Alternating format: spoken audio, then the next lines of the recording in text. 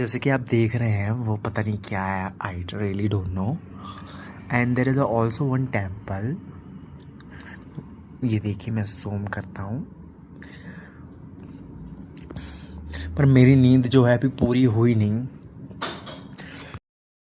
So guys, नींद पूरी करने के बाद मैं कुछ स्टेप चढ़ा, उसमें से मैं हाफने लगा। जैसे कि आप देख सकते हैं कि काफ़ी ज़्यादा ऑक्सीजन की कमी होती है, जिसके कारण आप बहुत ज़्यादा थका हुआ महसूस करने लगते हैं। बट यहाँ पे बहुत सारी सीढ़ी थी and it's on the top, so थोड़ा सा आपको प्रॉब्लम हो सकती है। बट सीढ़ी चढ़ने के बाद वहाँ पे जब मैं ऊपर गया, so it's was very empty, बहुत ही ज़्यादा खाली था। And but the view was so amazing. जैसे कि आप व्यू देख सकते हैं, it is really really fantastic, which is really really good. So guys, यहाँ का जो व्यू है बहुत ज़्यादा मस्त था।